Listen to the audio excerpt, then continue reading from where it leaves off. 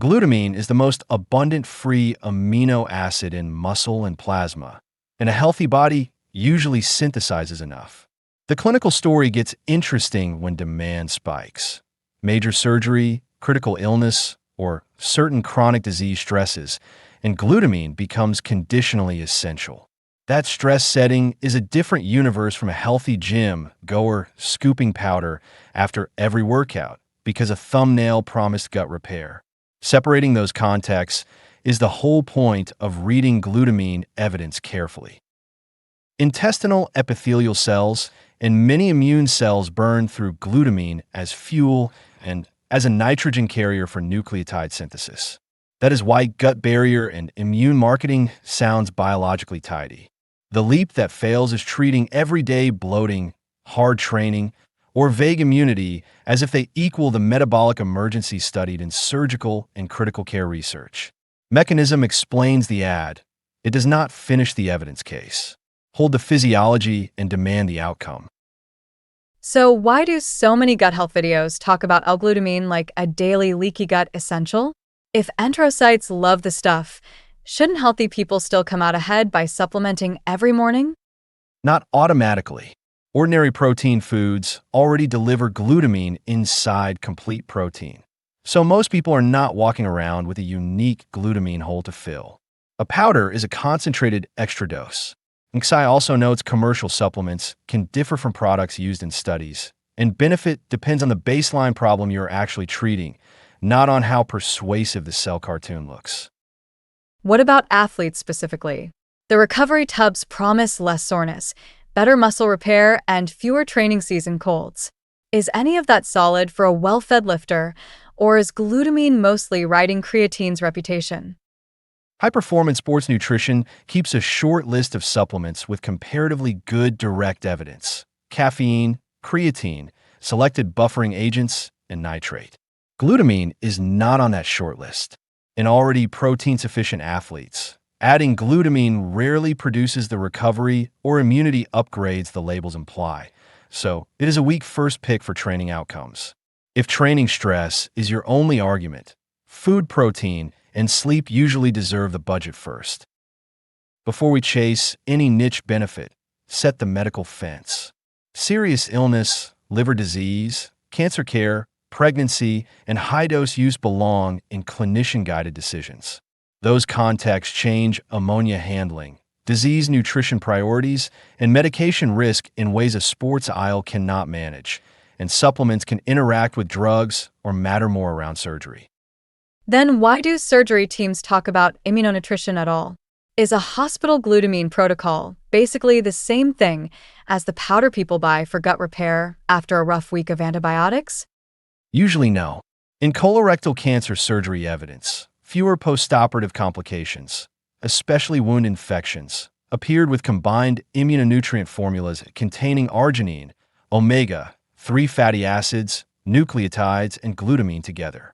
Isolated supplementation did not show clear benefit. So the hospital story is a multi-ingredient clinical feed, not proof that a solo glutamine scoop repairs everyday gut complaints. That distinction protects patients from aisle cosplay of hospital nutrition.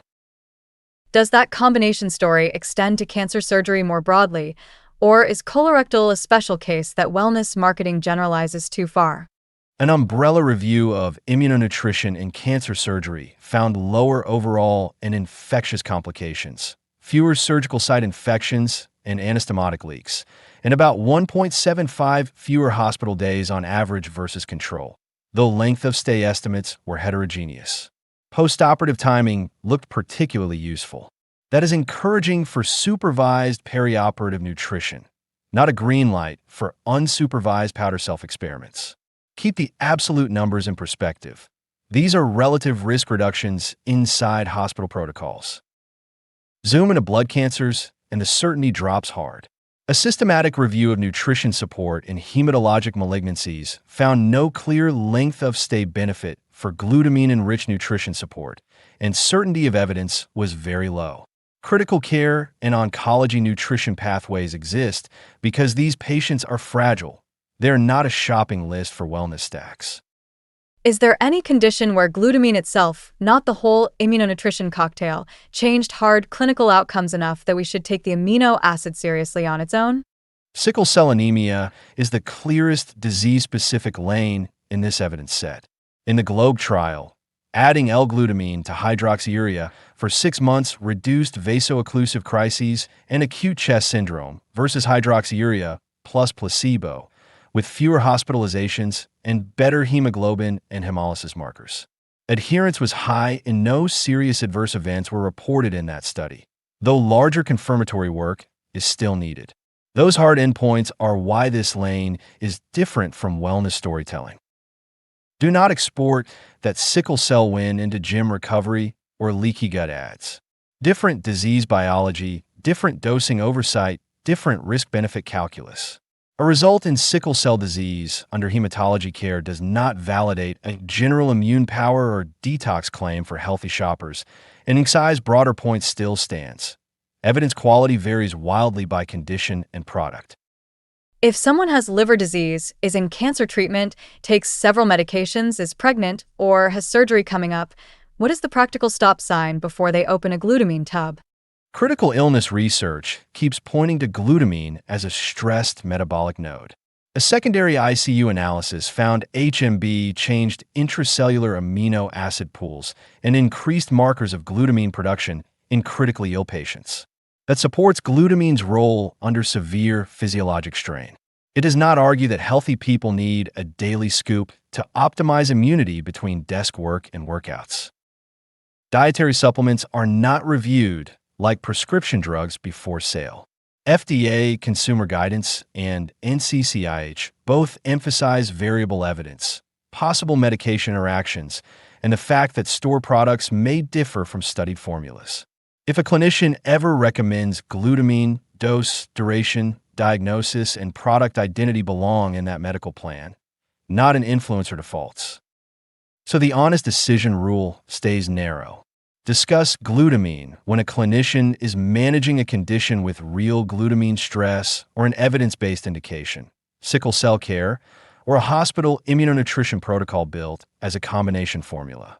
For routine gym recovery and vague gut marketing, prioritize protein-adequate food first and treat solo glutamine powder as an improving extra, not a foundation. That keeps the amino acid useful where medicine uses it, without letting marketing redefine the baseline.